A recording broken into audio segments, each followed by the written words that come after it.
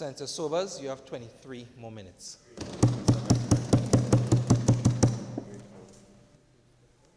So, before we took the break, I was commenting on some of the misinformation that was being peddled by the Minister of National Security.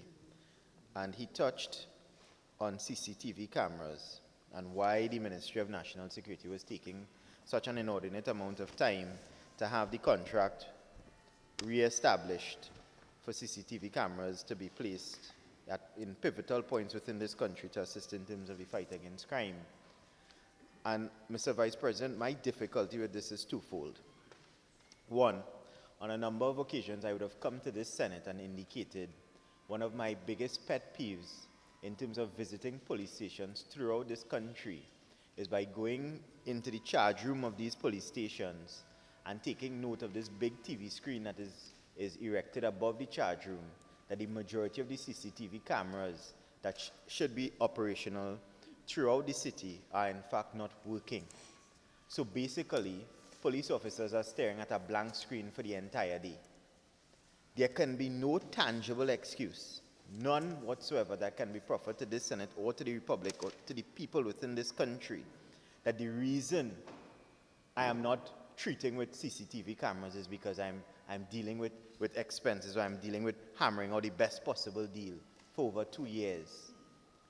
What comfort does that provide to the mother who would have lost her son by virtue of the victim of pursuant to a crime? What comfort would that offer a child who would have lost his or her parents based upon crime, and that the assailant is running around Trinidad and Tobago, but for CCTV cameras being operational that could have brought that person before the court? Is the Minister of National Security, with the greatest of respect, telling this country that there's a dollar value that is being placed before citizens' lives within this country? That is not something that I can take comfort from.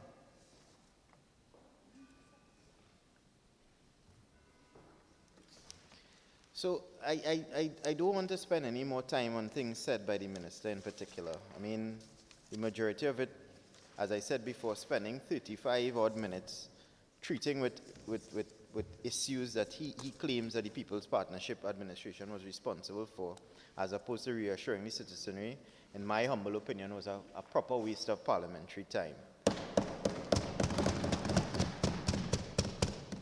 But in any event, coming into government, this administration on a number of occasions would have indicated a couple things. This multi-pronged approach to treating with crime and criminality in this country. And Senator Hussain would have not touched, but he dealt with it quite well. The minister, for the balance of 4 or 5 minutes, also touched on it. But the government basically indicated that in terms of fighting crime, the multi-pronged approach would entail them fixing the criminal justice system, an aggressive legislative agenda, resourcing and changing the face and style of the TTPS. And all of that would have been coupled with significant infrastructural changes. And whilst all of this is being done, according to the government, they have lorded over one of the bloodiest histories of our country. Over 2,000 murders fall at the feet squarely of this PNM administration. So when one disaggregates the solutions being proffered by this administration, we look at the criminal justice system. We look at how this system, that was not at all totally perfect before they met it, but has properly crumbled and come to a halt in some instances, that I, practicing in San Fernando, have to treat with a system where both the Magistrates Court and the High Court is still operating on a shift system. That has been ongoing for the better part of 2+ years. And no efforts are being taken to alleviate that particular situation. The Magistrates Court in San Fernando is now properly condemned, so that there's nothing going to happen at that building again. There's a lot of talk about a building that is supposed to be constructed somewhere on Irving Street, where the old WASA building or WASA substation used to be. But that building has been adorned with galvanized since time immemorial. I have not seen any work being conducted at the site. which really leaves me to wonder whether or not that as well too will manifest itself during the tenure of this administration. But they love to talk, at least in terms of their local government election campaign, they're getting it done, right? But not to worry, as was proffered by Senator Hussain, a UNC administration will get that done. Senator Hussain spoke about the Princestown and Rio Claro Magistrates Court now having to share the same building. And I don't know how many of us would have ventured down to the Rio Claro Magistrates Court. But the court of itself is extremely small. The space is ridiculously cramped. Many matters fall through the cracks during the process at that magistrates court because persons are uncertain as to what is happening. That is the state of justice in the southwestern part of this country under this particular administration. That is their vision. That is the PNM getting it done. And no matter how many times myself, Senator Hussain, Senior Counsel Senator Choate would indicate to this Parliament and to the authorities that be to do something about the system, it is just a constant amount of talk. Talk. And I really don't think, save and except for the people who live in Princestown and live in Rio Claro and know how large of an expanse of land exists down in that area, to understand the problems that these people face. Senator Hussain was right. You could imagine, we are going through a scourge right now in this country with respect to domestic violence being meted out against women. You could imagine a woman who is living in the same household with her abuser having to sneak away to go to the court, to complain to a JP, to get a protection order issued against this gentleman, or at least the summons to be sent to him so that proceedings could be started and hopefully this man is ejected from the home. And when you reach down to the court, they tell you, well, here what's going on, eh? We appreciate that you're getting licks, you know, and you may very well die, you know, but there's the Rio Claro court session now. Princestown, you got to come back in the morning. That is the legacy of the PNM. You cannot be serious about the administration of justice, no matter how many pieces of legislation you pass with that name at the front of it. What is really being meted out is not justice, that is injustice. I know of several clients who would have come to my office to complain about that situation. And we would have written significant amount of letters down to the court indicating the position, life and limb. And respectfully, with all due respect to them, there's not much that they can do either. They have no idea when that system is going to change. But we are serious about crime. So serious that we spend 36 minutes talking all sorts of foolishness. I rejoice. 36 minutes not addressing the issues. That is what we spend 36 minutes doing.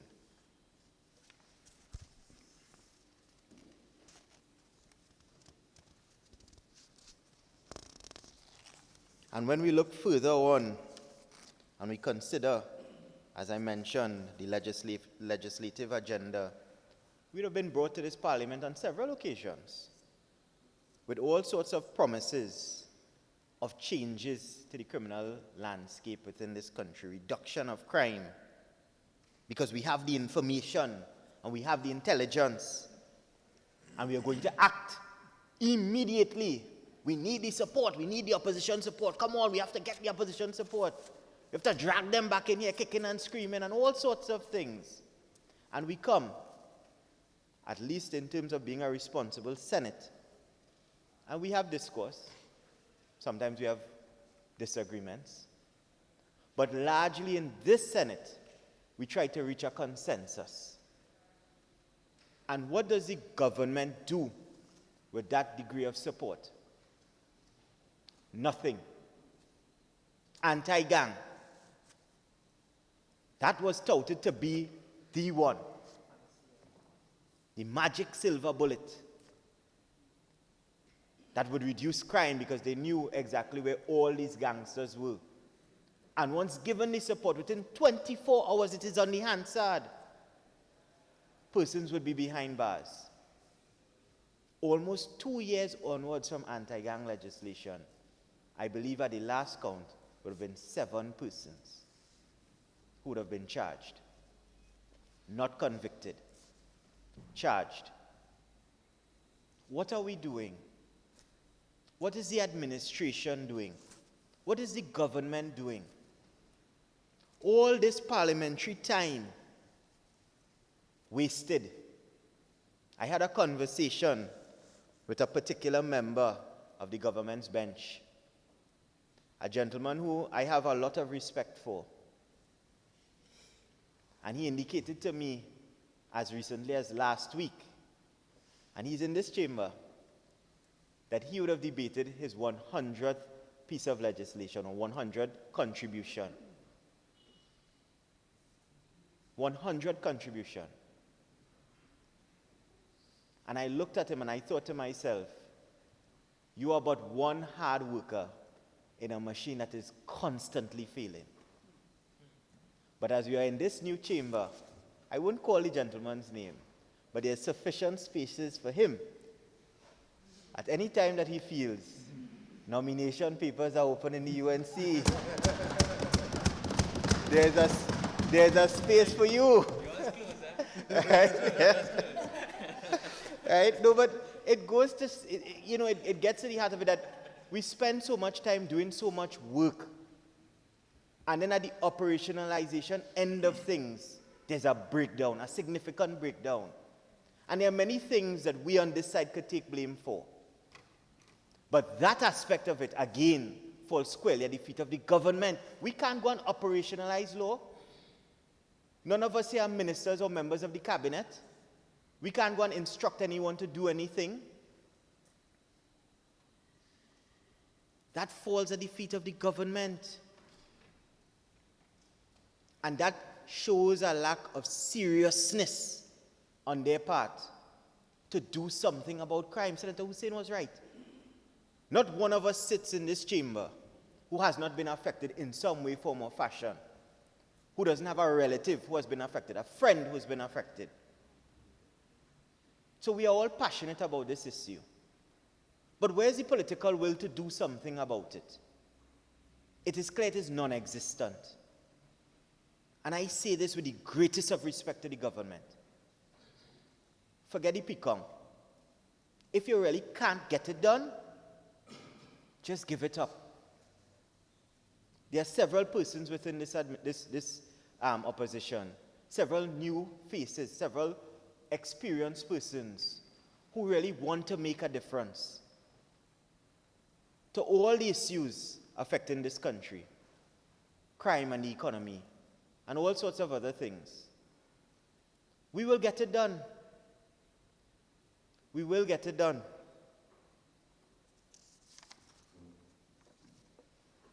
There's a lot of talk as well too that the Minister of National Security spoke of, and we've heard it time and time again, be it in this chamber or outside in the public domain, talking about resourcing the TTPS and what they're doing for the TTPS and all sorts of things. And yes,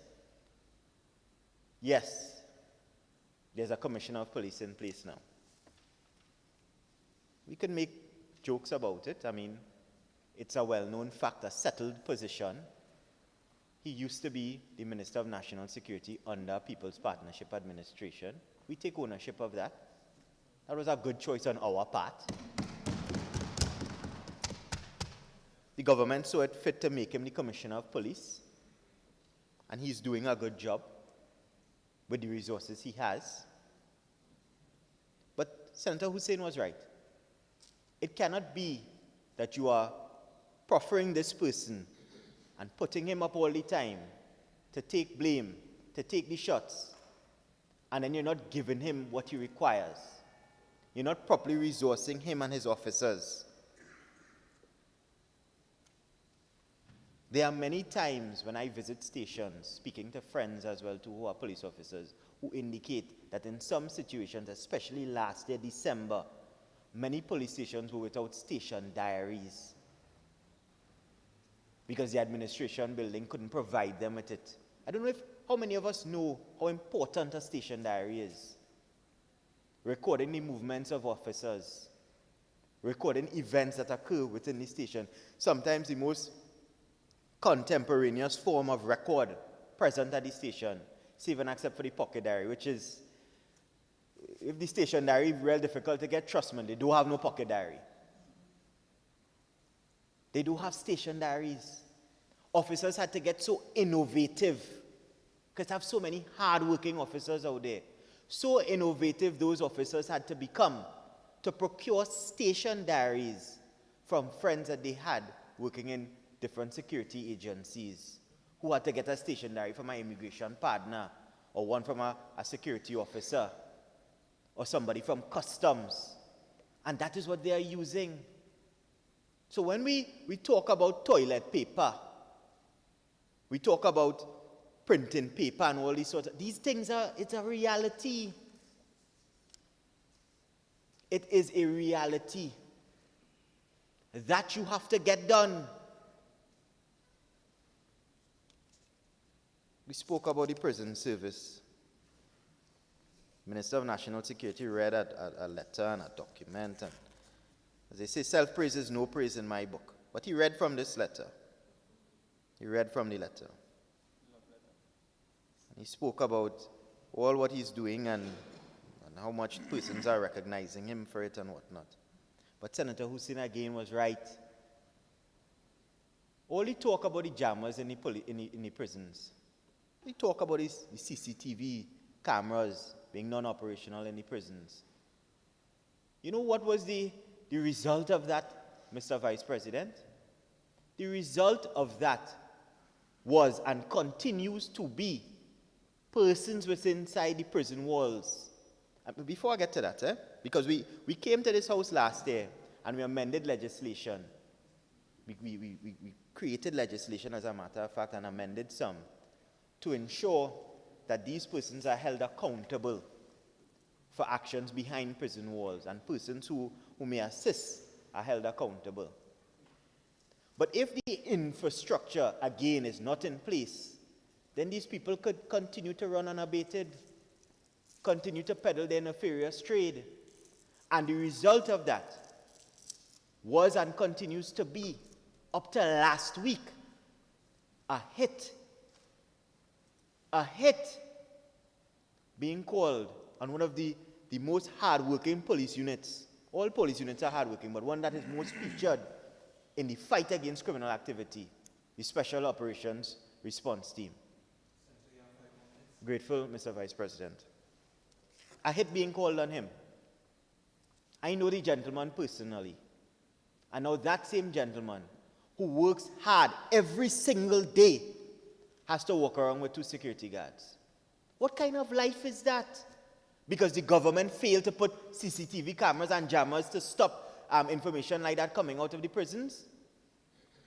And he must now still turn around and put his life on the line for this country. He will continue to do it because that's the type of individual he is. But you are failing as an administration.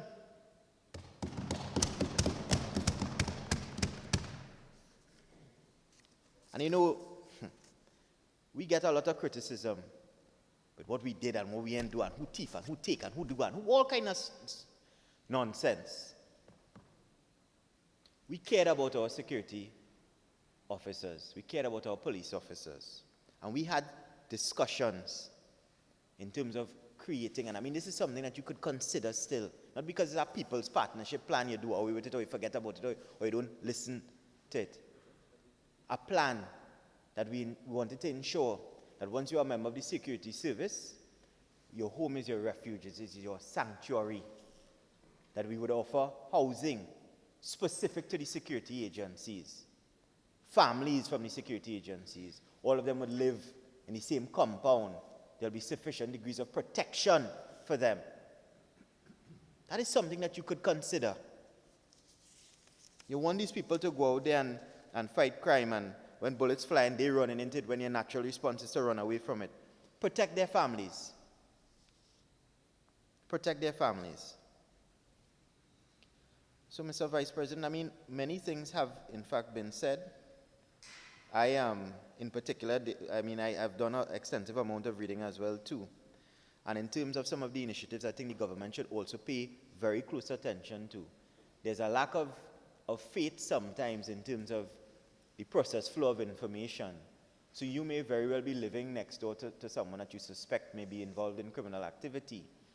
And you want to call Crime Stoppers, but you are afraid.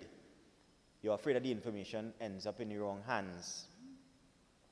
And I did some research, I did some reading, and I saw in terms of Chicago, when they were going through their crime scourge, the same Crime Stoppers initiative, they would have farmed it out to another state within the US. So persons had a bit more confidence in calling because it was outside of Chicago. We could consider something like that.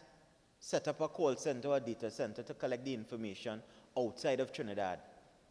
Persons may feel a bit more comfortable in calling and hearing a foreigner speak and transferring the information accordingly. That is something that we could consider. A UNC administration will definitely consider it.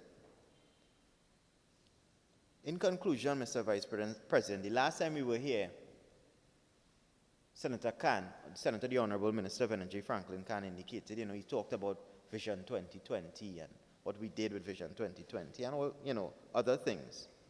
And now there's a move on and push for Vision 2030. If all of this criminal activity is part of Vision 2020, Vision 2030, and whatever, I know for sure I don't want no part of that. And I'm certain many people listening out there who felt it, they don't want any part of it too. And if that is the PNM vision, in the words of Senator Eudicot, all they bolt that to all their chest, and all they could take that and go.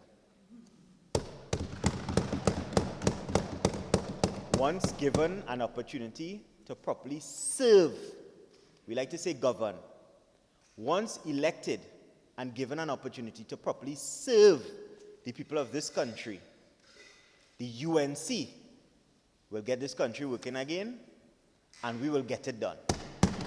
Thank you, Mr. Vice President. Acting Leader of Government Business. Thank you. Thank you very much, Mr. Vice President. I don't blame my colleagues on the opposition bench. This is a weakly framed motion, and it's a poorly presented motion. And I do not expect any recovery from those two positions.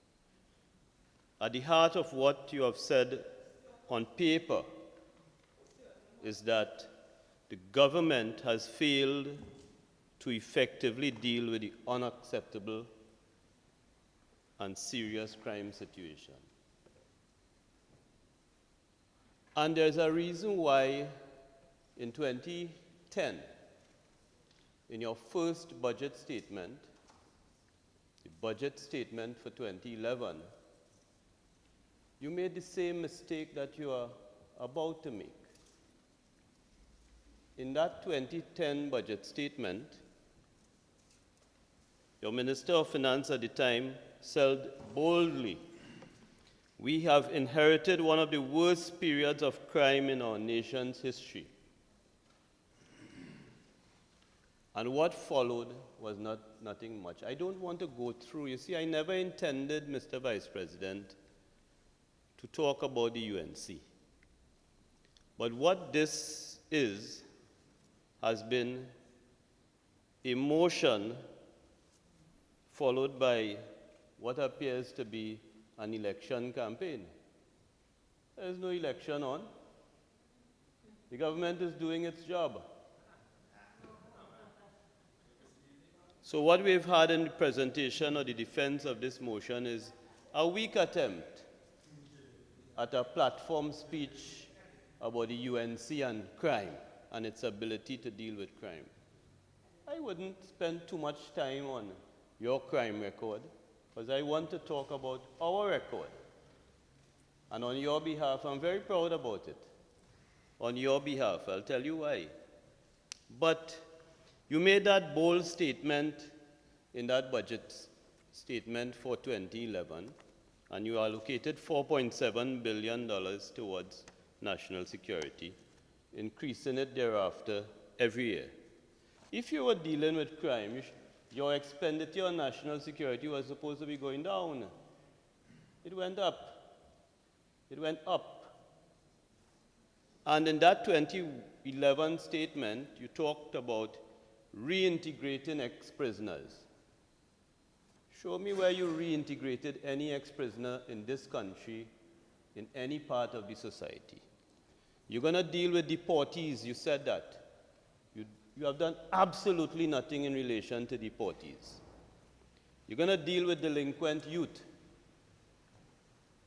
Neither of you could speak here today with any sincerity or honesty about something you did for delinquent youth in this country. Neither of you, and none that will follow. Neither of you mentioned no time to quit. You commissioned Professor Ryan, one of the finest minds in this country. You commissioned him to investigate what is a fundamental issue in relation to crime in this country. And that is the propensity of young people in certain parts of the country to commit crime. And that should have been a landmark statement on public policy under your administration. The report was completed in 2013. Professor Ryan co-opted a team to work on the report. And each member of the team wrote on a different aspect of crime, particularly youth. And I challenge you, any one of the 6 opposition senators, you have another month after today to return to this debate. And I challenge you to produce for me one element of your policy and one piece of law produced that is rooted in the Ryan report that obviously cost the taxpayers money. The report is 4 inches thick, and I am sure that none of you, 1, 2, 3, 4, 5, and 6, read that report. Not even a page of it. None of you could tell me what is on the front cover of the report. Not one of you could tell me what is on the front page of that report. In that 2011 budget statement, you talked about youth mentoring.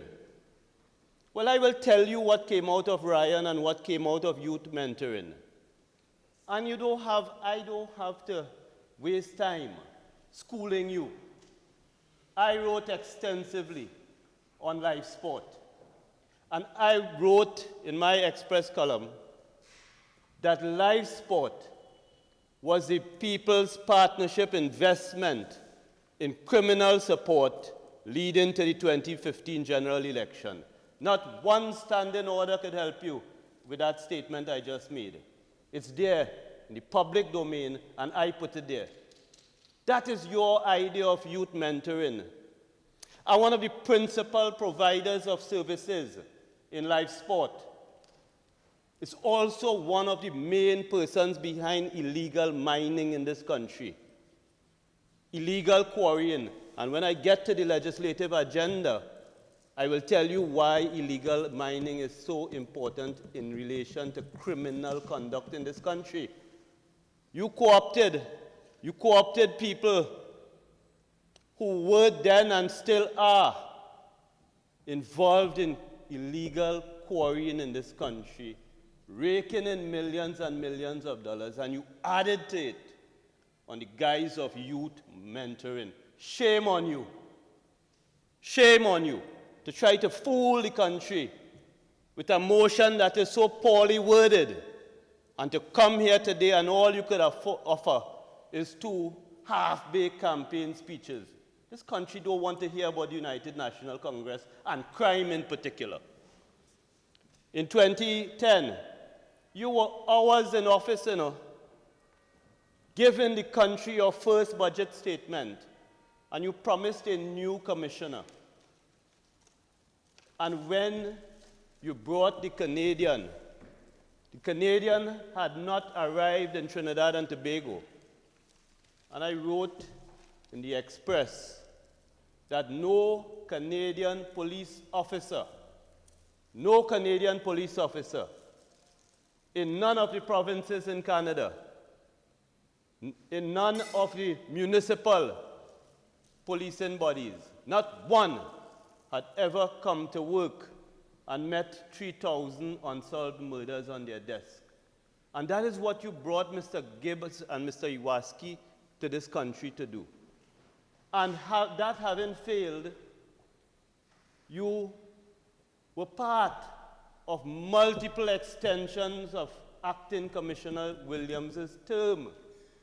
So even that did not materialize. You promised a better equipped police service. Where in September 2015 would the PNM have found this better equipped police service? Certainly not if you're passing by the barracks and you saw 3 acres of land in derelict vehicles.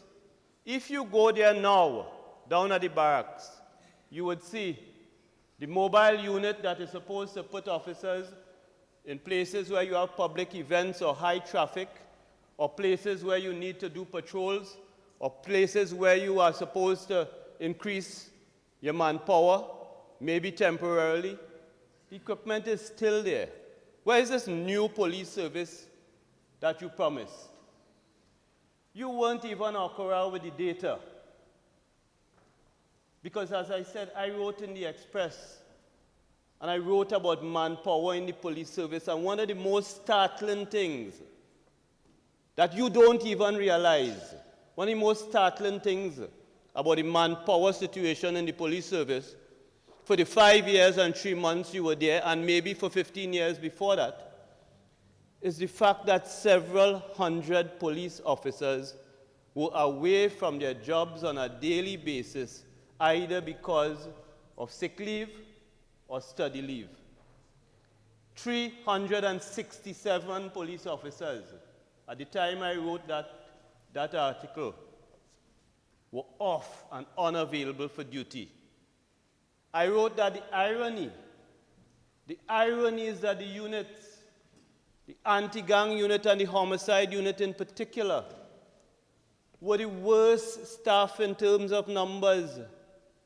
They were at the levels of 20 and 30%, unable, even if you produced a policy or you produced a piece of legislation for them to enforce. The numbers were simply not there. And nothing you could produce in support of your motion will tell this country you made any serious attempt to address manpower issues in the police service, starting with the man himself, the Commissioner of Police. You promised this. I am only dealing with your 2010 promises, you know. You promised a special criminal court to focus on firearm, kidnapping, and narcotic offenses.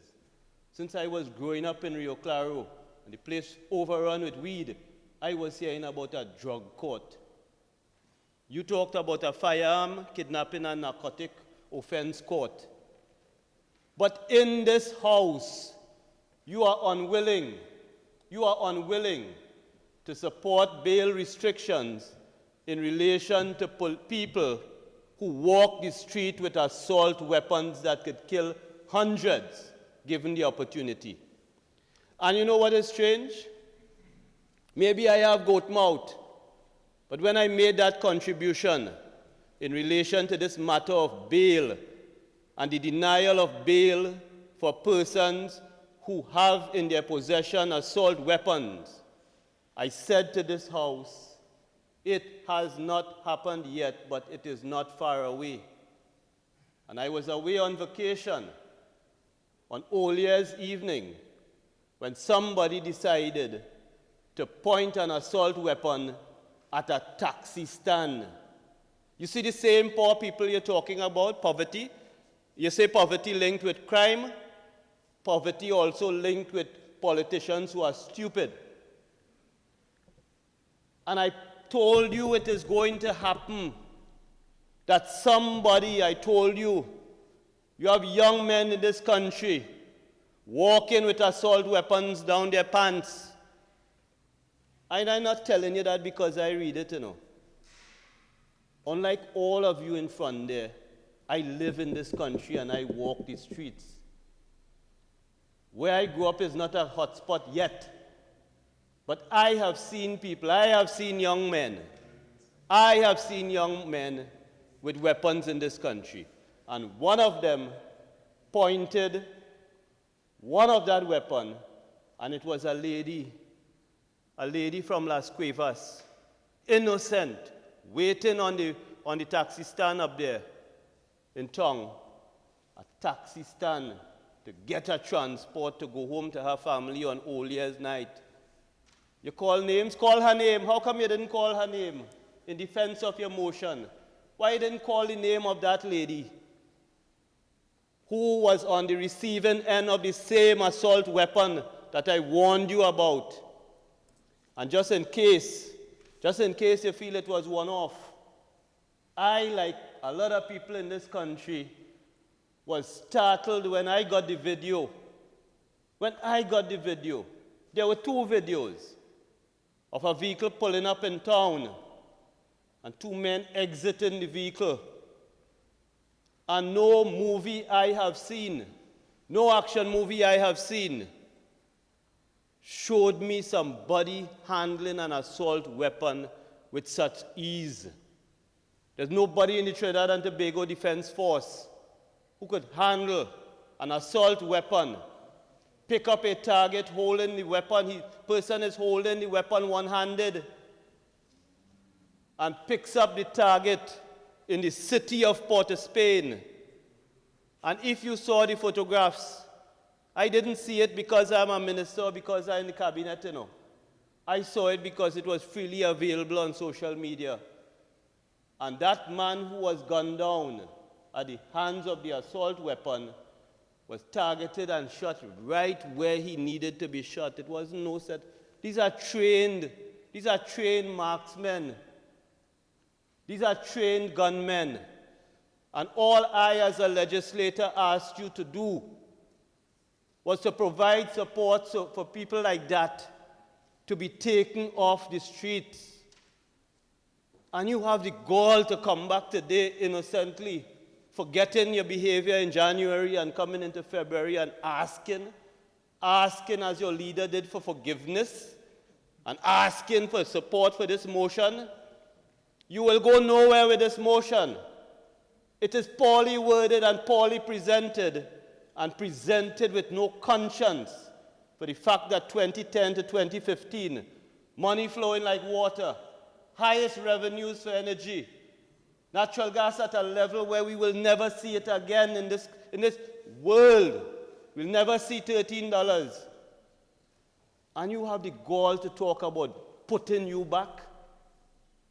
When in 2010, you made, I've only 1, 2, 3, 4, 5.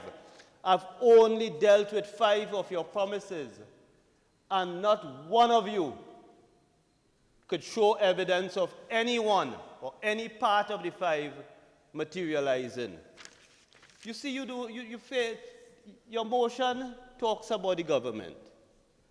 And if you knew how things worked in this country, you wouldn't come with something like that. It is the government. It is the opposition. Because we work together in the lower house. And when I go through the parliament list, and very early in our term, I see anti-gang and I see defeated written, defeated. I don't need to go past that. Your own legislation on anti-gang, brought back by us within our first year and defeated by you. Could you imagine that? Your own legislation, and then you have the gall to come here today and say, having passed anti-gang legislation, we have nothing to show for it. I know my colleague, the Minister of National Security, went before a joint select committee and talked about why the gangs so hard to penetrate because politicians working with them and supporting them and getting advice from them. Maybe that is why the anti-gang not working. Maybe that is why. But the first, you go through the legislation and you see the first serious criminal legislation, anti-gang, defeated by the people who produced it and got the support of the PNM in opposition. And you consider yourself serious enough for re-election? You want to convince this country? And between 2016 to 2019, it is not to say your attitude changed. Because on the no bail for assault weapon, that was towards the end of last year, your attitude prevailed. And this country will not forget. I listened to Senator Hussain about the government abdicating. That is the headline. The government abdicating the responsibility. Well, let me tell you about abdication. This government and our Attorney General laid in this Parliament for the very first time a legislative agenda. And I remember the last time I spoke about the legislative agenda, it was in reference to something Senator Haynes had said. And you know why I said I'm proud of the work we have done. Not the government, you know. We. On this bench, on your bench, on the independent bench, and on both sides in the House. This was an ambitious legislative agenda. And I could only take you through what the government set out to do between 17 and 19 in relation to criminal law. You see, you talk about abdication, and you made it sound as though you said we failed to protect people and we failed to protect families and so on. Well, a government that abdicates its responsibility doesn't set out in its first few months an agenda to do what we in the Parliament are required to do, which is to make law. Whistleblower, family and children court, SSA, motor vehicle road traffic, red light enforcement, cybercrime, summary offenses, fixed penalty, bail, evidence, abolition of trial by jury for firearm offenses, indictable offenses, pre-trial proceedings, firearms, IOCA, FIU. This is the legislative agenda for the period 17 to 19, 2017, 15 to 17, sorry, our first 2 years. Prison rules, plea bargaining, parole, illegal mining, civil asset forfeiture. The legislation didn't civil asset forfeiture and unexplained wealth orders didn't fall from the sky. We told you and we told the country that we bring in legislation for that. Anti-terrorism, mutual assistance in criminal matters, poker, beneficial. We told this country in 2015 that this thing about beneficial ownership in companies, in other words, the ability for people to conceal assets using the vehicle of limited liability companies, is something we wanted to address. Abdicating responsibility by defining the critical elements of crime in this country and setting out in your first few months of office in the Parliament under the watchful eyes of every legislator and in the eyes of the country saying this is what we're going to be doing. And that is abdication of responsibility. Gambling. I have said it. When I was not writing it, I said it over and over. Just in case you don't realize, I don't know where you live in. I don't know where you live in. But I could tell you, I stood up in my hometown of Rio Claro, small agricultural district. I stood up by what we call the roundabout in Rio Claro. And I could see 4 casinos. 4 casinos. If I stretch, I could touch them. 4 casinos in my little community. And from the time I saw that in 2013, I saw bars, I saw rum shops turn into casino just by installing glass doors and putting tint and putting in air condition, and a rum shop become a casino. No taxes being paid, no oversight. And we brought the gambling legislation. We promised legislation to deal with money remittances, justice protection, legal aid. This is only 15 to 17, you know. And you know why I told you thanks? Because all of us here, past and present, have worked consistently on legislation, the bulk of it dealing with crime, because that is what we do. When you say the government has not effectively dealt with crime, as I was saying to you, to effectively deal with crime, you need the government, the opposition, the DPP, the police service, the FIU, the other arms of law enforcement, the prisons, immigration. You think it's the government? You think it's the government that allowing the guns and the drugs and the human beings and the Morocco and monkey to come through Ikakas? You think it's the Minister of National Security allowing that? Is we, the people, the country, we have to deal with it. Immigration, customs. That is how the things coming in here.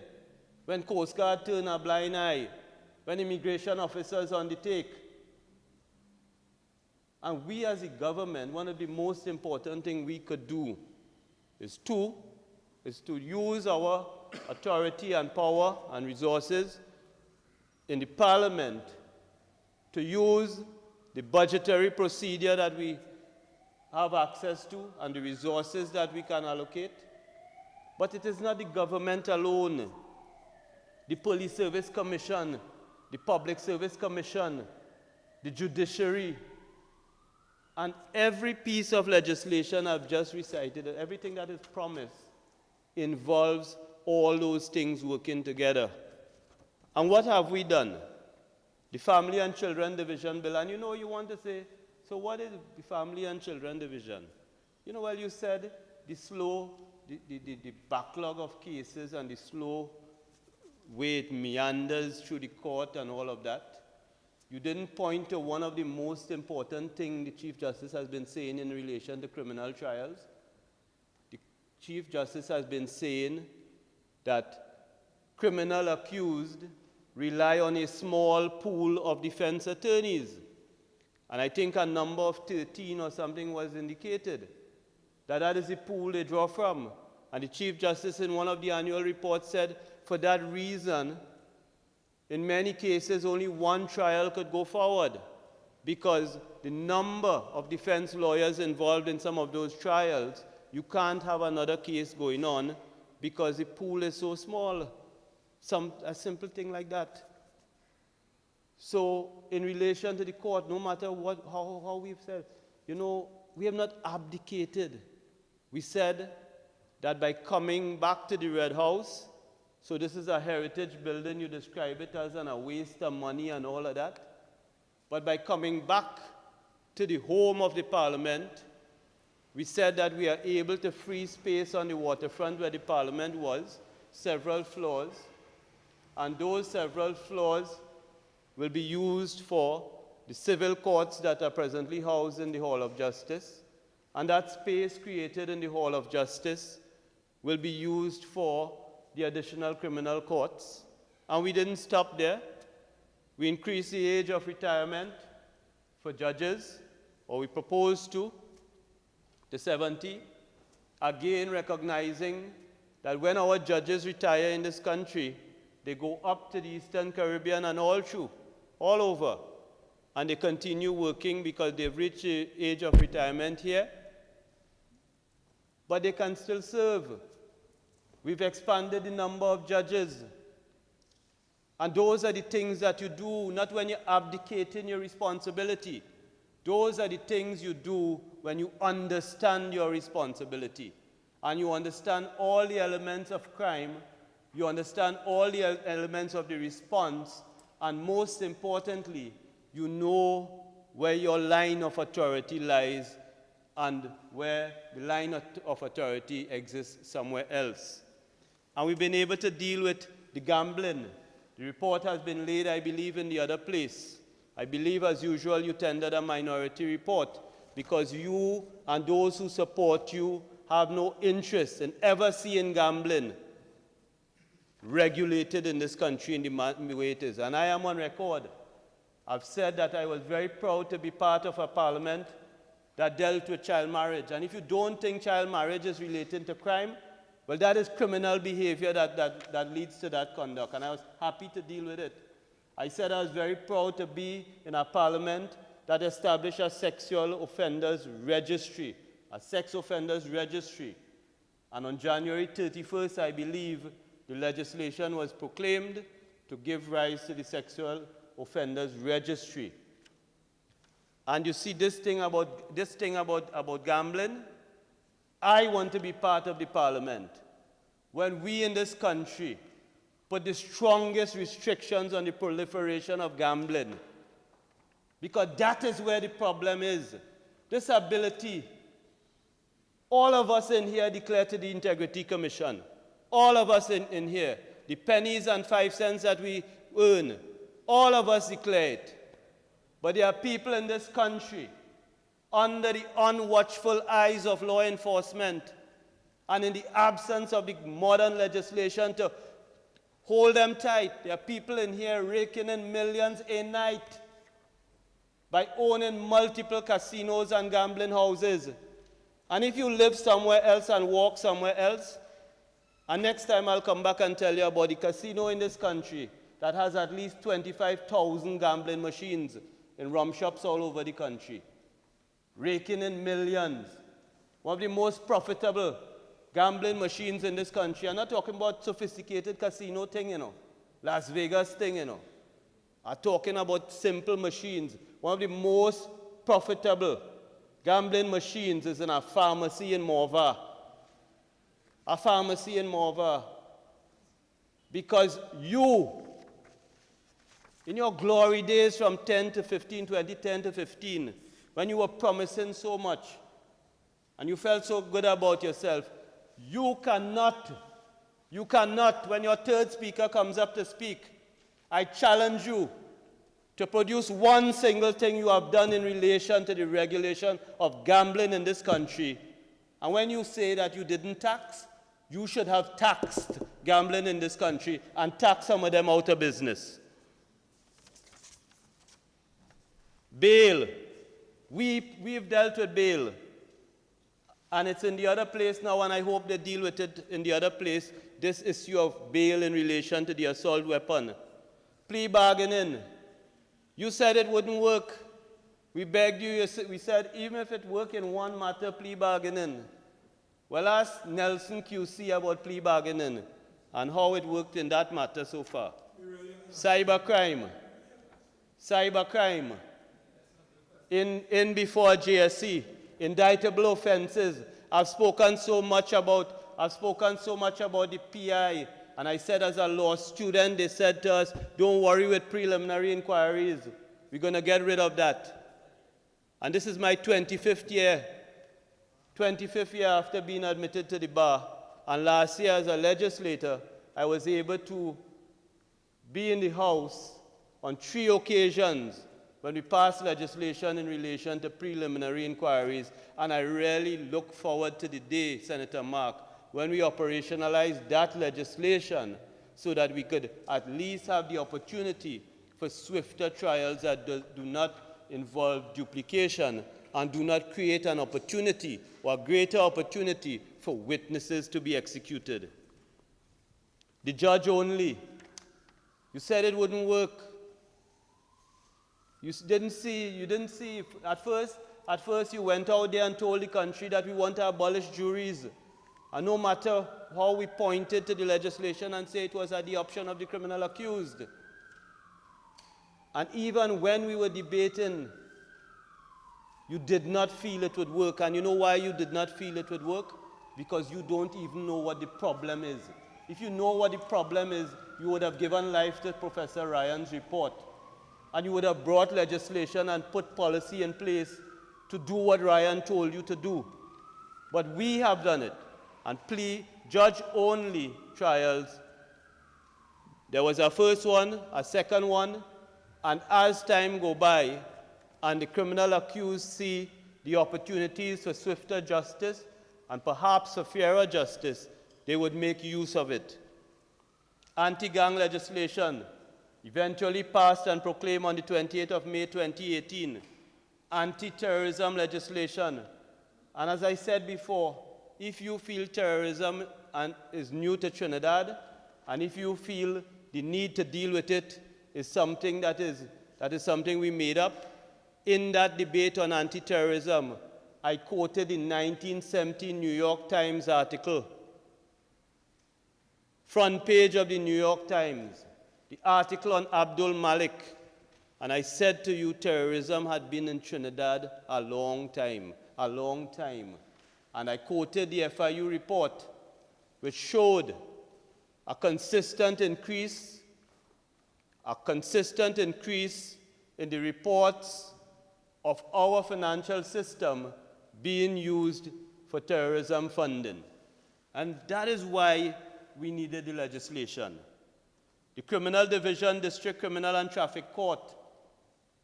You know, the country must have been surprised at the way in which we link traffic offenses to crime. But the consistent report from the Chief Justice... Minister, you have 5 more minutes. Thank you very much. The consistent report from the Chief Justice on the judiciary says the bulk of the matters in the court are these traffic matters. And when you look at the way in which these matters were disposed of, it was obvious from the data, particularly in Princestown, Couva, Chaguanas, Port of Spain, that we were adding more matters than we were removing. And inevitably we'll get to a point where the magistrate is logjammed.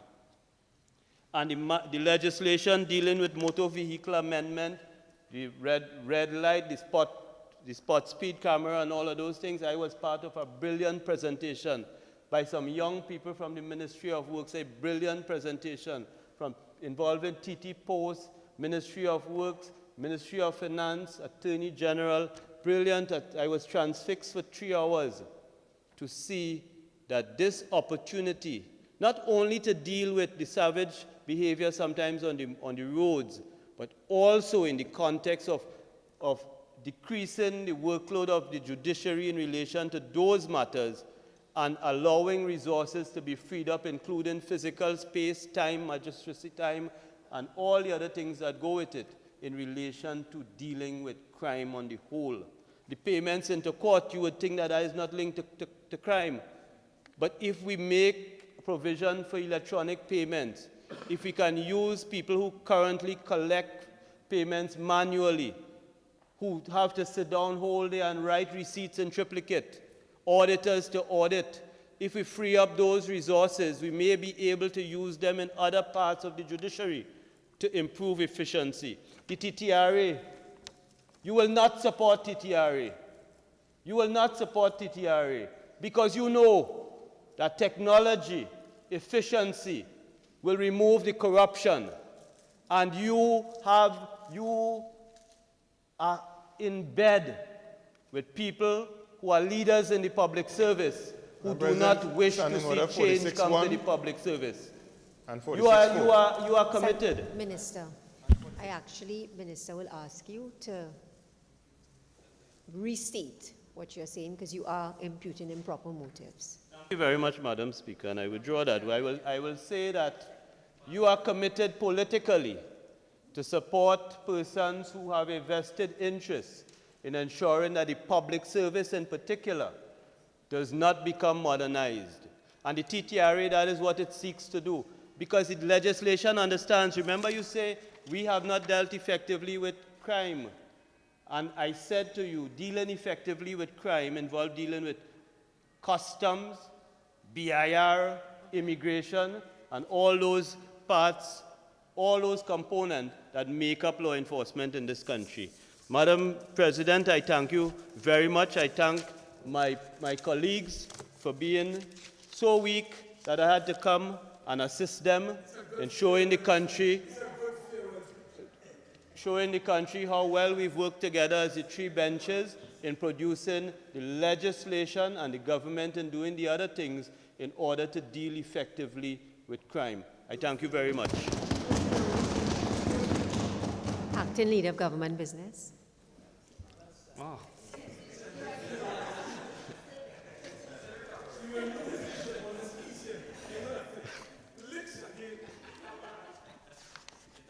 Madam.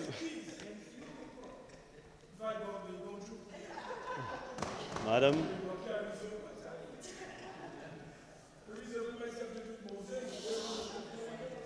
Please. Madam President, I beg to move that the Senate do now adjourn to Wednesday, February 5th, 2020 at 1:30 p.m. And at that stage, we will deal with the Insurance Amendment Bill 2018. Thank you. Honourable 29. Senators, before I put the question on the adjournment, leave has been granted for two matters to be raised. Senator Mark. Thank you very much. Madam President, I've resumed.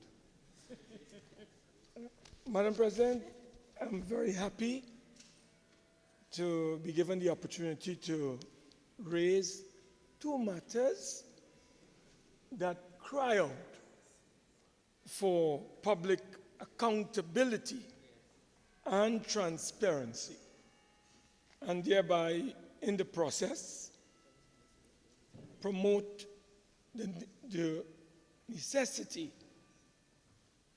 for good governance. Madam President, it was in 2018, I want to be precise, that on November the 15th, 2018, Eudicot entered into a business arrangement with NCB Global Finance Limited, pursuant to a cabinet mandate received from the Ministry of Finance, dated the 5th of October, 2018. Madam President, this matter involving Eudicot and this outfit called NCB Global Finance Limited requires some clarification. Madam President, the government of Trinidad and Tobago answered a question sometime on the 17th of December 2018 in the House of Representatives on this very matter of this loan that apparently was entered into with not only NCB Global Finance Limited, but also Sagico Life. And we were told at that time that it was to facilitate a short-term facility in respect of phase 2 of the project for the design, construction, and completion of the adaptation of the Chancery Lane office as an extension of the San Fernando General Hospital, which was commonly called at the time the San Fernando Teaching Hospital. And this agreement, Madam President, was executed on the 15th of November. But Madam President, what is important and we need to get clarification on, without casting any aspersions, is the following. It appeared that Eudicot, which was under the purview of the Ministry, I should say, of Housing and Urban Development, was suddenly removed and placed under the office of the Prime Minister. And from the research that I've conducted, there appeared to have been some resistance by the Eudicot management, headed by its CEO, in entering and agreeing to this $180.3 million to this outfit called NCB Global Finance and Sagicor. But, Madam President, curiously, something took place. And this is why I've raised this motion, so that we can get the government to answer in the interests of the people. Madam President, the Trinidad and Tobago Gazette, dated November the 22nd, 2018, has the following sub-headline: Reassignment of responsibility to the Prime Minister. And it said, Madam President, it says in this particular gazette that from November the 14th, 2018, the responsibility for the administration of the Urban Development Corporation of Trinidad and Tobago Limited, Eudicot, will be now under the portfolio of Dr. the Honorable Keith Rowley, MP and Prime Minister. So it moved from the Ministry of Housing and Urban Development to the Office of the Prime Minister. Now, Madam President, I have been advised that there was some internal resistance by Eudicot when Eudicot was under the Ministry of Housing and Urban Development to the execution of this loan. And I would like, Madam President, for you to note that this reassignment of Eudicot from the Ministry of Housing and Urban Development to the Prime Minister's office took place on the 14th of November, according to the Trinidad and Tobago Gazette, dated November the 22nd, 2018. And, Madam President, on the 15th day of November, 24 hours later, the agreement was executed that the other Ministry of Housing and Urban Development, where Eudicot was located, did not execute that agreement. But it was executed. So, Madam President, we are seeking clarification on this development. Why, when this portfolio came under the office of the Prime Minister, within 24 hours, the agreement was executed? Madam President, unlike Alice in Wonderland, it becomes curiouser and curiouser.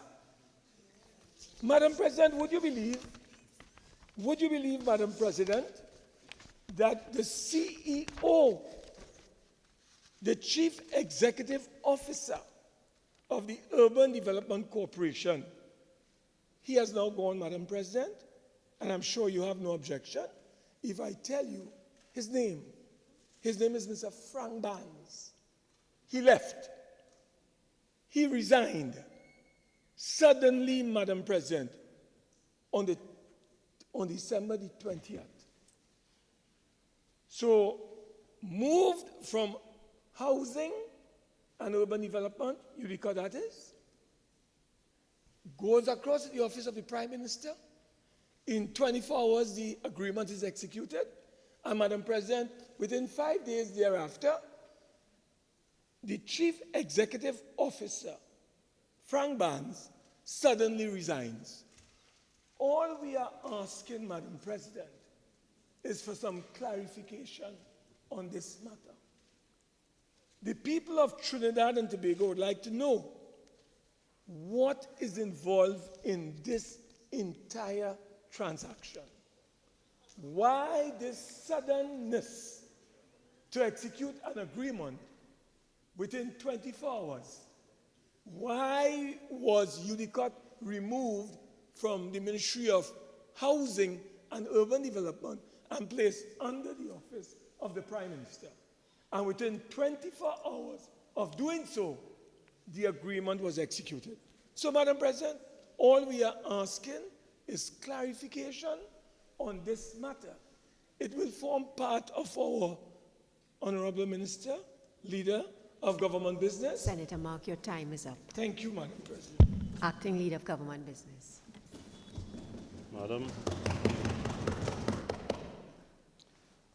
Madam President, I thank you very much, and I thank Senator Mark for assuring us that he had noble intentions in prosecuting his motion. And of course, he did the opposite, because Senator Mark's recollection extends only to the period of this government's term. And to fully respond and to assist him in not casting aspersions, I would take him back to Cabinet decision made on May 9th, 2013, in which the Cabinet agreed that CIBC First Caribbean International Bank would provide a one-year short-term government guarantee financing facility in the amount of $180.3 million to finance Phase 2B of the project for the design, construction, and completion of the adaptation of the Chancery Lane office complex as an extension of the San Fernando General Hospital. And my friends on the opposition side would be familiar, especially you, Senator Sobers, with the teaching hospital as we've grown to know it, and I wouldn't say love it, but this was your work, 2013. This facility was due to mature in 2014, as I indicated, it was a 1 year. But true to form, the efficiency of the People's Partnership, there were continued delays in converting this $180.3 million short-term facility into a long-term facility. Similar to Highway to Point Fortin, where you refused to take do a long-term borrowing of $7 billion, and you decided to fund it through recurrent expenditure. And you weren't even successful in doing that. But you did not.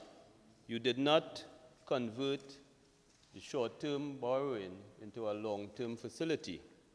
In fact, just like the Acting Commissioner of Police, you extended the facility 8 times, taking it to the end of your term. And in our efforts to deal with it, we left it there until we were able, through the Ministry of Finance, to get a recommendation that a long-term facility be sourced. And this recommendation for a long-term facility was agreed by the Cabinet on August 30th, 2018. And by letters dated September 7, 2018, 10 financial institutions were invited to submit proposals for a 10-year fixed-term loan facility of $180.3 million. The financial institutions were Answer Merchant Bank, Bank of Baroda, CIBC, First Caribbean International Bank, Citicorp Merchant Bank, First Citizens Bank, JMMB Investments, NCB Global Finance, Republic Bank, Scotia Trinidad and Tobago, and the Trinidad and Tobago Unit Trust Corporation. These options were comparatively assessed, and in the normal course of things, assessed not by the Cabinet and not by ministers, but by the technocrats at the Ministry of Finance. And NCB Global Finance was ranked and selected as the preferred bidder. Following the evaluation, the Ministry of Finance recommended to Cabinet that NCB Global Finance be awarded the mandate to arrange a 10-year fixed-rate facility, the amount of $180.3 million, to facilitate the repayment of the existing Eudicot short-term facility, the one for which you contracted in 2013 and did nothing more. And Cabinet in September 27, 2018, agreed to the Ministry of Finance's recommendation, and the award of mandate letter and the letter of guarantee were issued by the Ministry of Finance on October 5, 2018 and October 9, 2018, respectively. Madam President, I listened and I heard something about the date and the change in the line minister and so on. My friend Senator Mark must have been tired and unable to provide anything beyond that. I accept that he cast no aspersions, but I didn't think he needed to, because the facts are there for anybody who is willing to be acquainted with the facts. And what the government did in relation to this is to clean up a matter, yet another matter left by our friends for us, and we were very successful in doing that. Thank you very much. Senator Mark. Yeah, Madam President, the other matter we seek some clarification on behalf of the people of Trinidad and Tobago, is the failure of the government to table the debenture agreement between Trinidad Petroleum Holdings Limited and First Caribbean International Bank. And this agreement was approved by the Trinidad Petroleum Holdings Company's Board of Directors on the 13th of June 2019. Madam President, you would recall that the government closed down Petrotrin. They said they restructured it, but they shut it down, Madam President. And the government proceeded to raise on the international market hundreds of millions of dollars in order to deal with a loan that was due, as you would recall, sometime in 2019, and the other one, I think, is in 2022. Madam President, there was a debenture which was never tabled in the Parliament between Trinidad Petroleum Holdings Limited and First Caribbean International Bank. And as I said, it dealt with a loan agreement. And this loan agreement, Madam President, involved a facility amounting to US $720 million at the material time. And that the government used the newly formed companies as the main guarantors of this particular loan. And I refer to Guaracara Refining Company Limited, Heritage Petroleum Company Limited, and Paria Fuel Trading Company Limited, Madam President. But Madam President, what is curious about this arrangement, which ultimately resulted in the government securing some $570 million US at a rate of 9.75 had to do with the fact, Madam President, that there was a subsidiary agreement. And this is where we ask the government for answers today.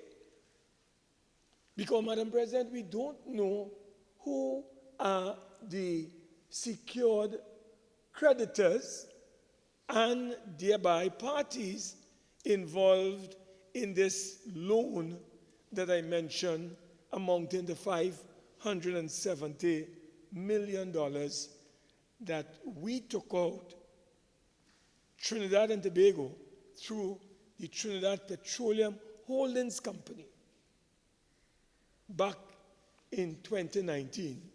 Madam President, this loan agreement was executed on the 28th of June 2019. Madam President, another agreement was also executed on that day. And that is why we are seeking to get the government to table that agreement. It is called, Madam President, a Master Collateral and Inter-Creditor Agreement. That was executed on the 28th day of June, Madam President, same day, by the board of Trinidad Petroleum Holdings Limited. So we are hearing and we are reading that there are a number of secured parties to this particular master collateral and inter-creditor agreement, Madam President, in which the First Caribbean International Bank is involved. And they are acting on behalf of the Trinidad Petroleum Holdings Company. And behind the holdings company are these three subsidiaries that I mentioned earlier. What we would like the government to clear and to provide some information on is, firstly, Madam President, a copy of the Master Collateral and Intercreditor Agreement. We would like to know, Madam President, who are the so-called secured parties in this agreement? Because these are the people, Madam President, who have loaned this country $570 million US. And this sum has to be repaid by a certain time in the coming period, I think sometime in 2026. So we are talking about secured parties, nameless and faceless individuals.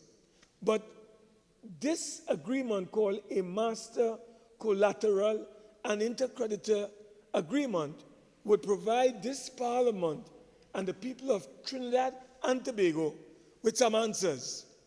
So I have raised this matter today, Madam President, because this involves our assets at the former Petrotrin and all the subsidiary companies that were formed under this Trinidad Petroleum Holdings Company Limited.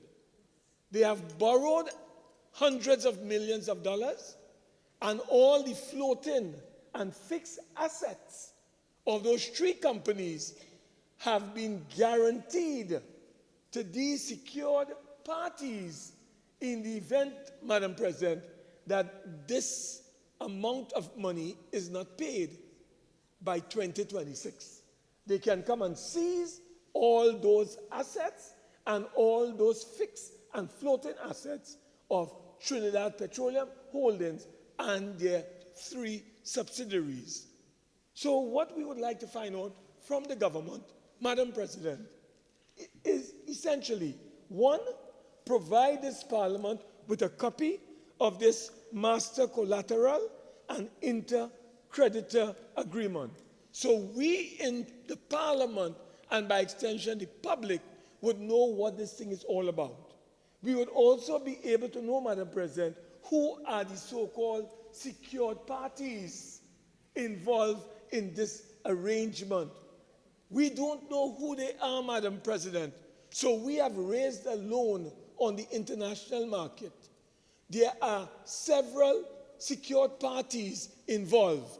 And Madam President, we don't know who these secured parties are. They are nameless, they are faceless. But yet still, Madam President, they own and control, and they have guaranteed assurance of our assets. So I ask the government if they could provide us, Madam President, with information on these matters. I thank you very much, Madam President. Minister of Agriculture, Land and Fisheries. Thank you. Thank you, Madam President. Madam President, I could be very brief and say that Senator Mark, the motion talks about the failure of the government to table in the Parliament the debenture agreement between Trinidad Petroleum Holdings Limited and First Caribbean International Bank Trinidad and Tobago agent. The failure of the government. And what I expected, I anticipated that Senator Mark, with his experience as a legislator, would have said to the Parliament, you know, the authority upon which the government is required to lay this debenture agreement. I have not been here very long, but I cannot recall the government routinely laying these agreements in the Parliament under the persuasion of law. We've consulted the External Loans Act. The borrowing in the country is in respect of 4 pieces of legislation, 1 of 4. The most recent would be very familiar to us, that is the National Development CAF Act, Act number 5 of 2017, which led to the first loan the government got via CAF. And the older ones are the External Loans Act, Chapter 7105, the National Development IBRD Loans Act, Chapter 7106, and the National Development IADB Loans Act, Chapter 7107, none of which requires the government, any government, to lay the loan agreements in the Parliament. So I could stop right there and say that there is really no failure on the part of the government to lay, because there's no requirement that we do that. But in the public interest, I would say more than that. I would say that throughout the Petrotrin discussion, because part of your motion you referred to I can't remember the adjective used to describe the Petrotrin restructuring, but it was not very complimentary of us. But throughout, and again I say, if I am wrong, you could correct me, but in my opportunity to speak on the motion in this House on Petrotrin, and outside of the House to speak on Petrotrin, I have consistently said, I've not heard from the opposition how they plan to deal with the 2 bullet payments that are due. One being this, it's not 540, it's 720 million US. I never heard any plan for dealing with that. So I was always concerned that if we did not do what we did, what were the alternatives being offered to us? So that's the first thing I would say. You are now recognizing that part of having to deal with Petrotrin in some manner involved dealing with 2 significant borrowings that are attached to Petrotrin. That's the first thing I would say. The second thing I would say is that these people you describe as nameless and faceless are not necessarily so. These are not new to us. You were in government for 5 years and 3 months, and you should have known that Petrotrin had these borrowings. The 2 bullet payments are due. And the borrowings were from, they call not, you switched the language and you started to talk about secured parties, but they're not secured parties. You reuse the right phrase at the start, secured creditors. These are the persons who have lent Petrotrin the 720 million US and in another significant US amount, and the loan had to be restructured. The bullet payment was due. It's obvious that the state, not even the government, we could not pay off a borrowing of that significance. And the loan had to be restructured and reorganized, and most importantly, the payment had to be deferred. And the Ministry of Finance and the other persons involved went to deal with the persons who I would describe as the secured creditors, Heritage, and led by Chairman Espinet, went, and I'm sure he leveraged his significant business experience to have this payment, as you correctly say, deferred for later down the road. And it is that agreement, it is that arrangement that has been secured by an agreement. You talked in a mysterious way about the master collateral and intercreditor agreement. There's no mystery to it. Loans of this nature are collateralized, and you rightly said it would be on fixed assets, and more importantly, it would be on cash flow. And the intercreditor agreement recognizes the fact that there are more than one creditors, and you have to reach an agreement not only between the borrower and the lender, but you also have to reach an agreement amongst creditors to settle, among other things, priorities. And to settle is not a matter in which the assets are capable of being defined and attached to a particular creditor. The assets are at large, and arrangements have to be made amongst creditors in the event there is a default, and that is what that agreement does. So I can confirm that these agreements have been signed. They were signed by the approval of the board of Trinidad Petroleum Holdings Limited, but in accordance with the state enterprises monitoring manual, these arrangements have to be approved by the Minister of Finance, and the Minister of Finance has done so. The government believes that we acted in the best interest of the country and Petrotrin in particular, and I say that there is no responsibility on any government to lay a document of that nature in Parliament, but the system of questions and answers, motions on the adjournment, and the operation of the joint select committees and standing committees afford an opportunity for parliamentarians to require the entities themselves to make the disclosures that may be helpful to those committees. So I thank you very much, Madam President. Honourable Senators, the question is that the Senate do now adjourn to Wednesday, February the 5th at 1:30 p.m. Those in favour say aye. Those in favour say aye. Those against say no. I think the ayes have it. This Senate now stands adjourned to Wednesday, February the 5th, 2020 at 1:30 p.m.